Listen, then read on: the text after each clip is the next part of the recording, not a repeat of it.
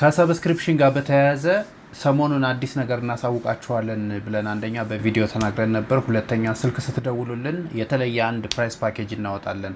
ምክንያቱም አንድ ሰው ሌጋል ቴክን ሰብስክራይብ አድርጎ ለመጠቀም በየ3 ወሩ አዲስ ክፍያ ዘወትር ከሚፈጽም አኑዋል ነው መሆን ያለበት። ልክ የአንድ ጠበቃ የፍርድ ቤት አጀንዳ በአመት አንድ ጊዜ ገዝቶ አመቱን ሙሉ እንደሚጠቀምበት ሁሉ እኛ ጋር የሰበር ውሳኔዎችን ለመጠቀም ኬዝ ማኔጅመንት ሲስተሙን ለመጠቀም የዲጂታል የህግ ላይብረሪውን በአጠቃላይ ለመጠቀም ሰብስክራይብ ስታደርጉ በአመት አንዴ ነው ልታደርጉ የሚገባ። አንደኛ እሱ የተሻለ ምቾት ይፈጥራል።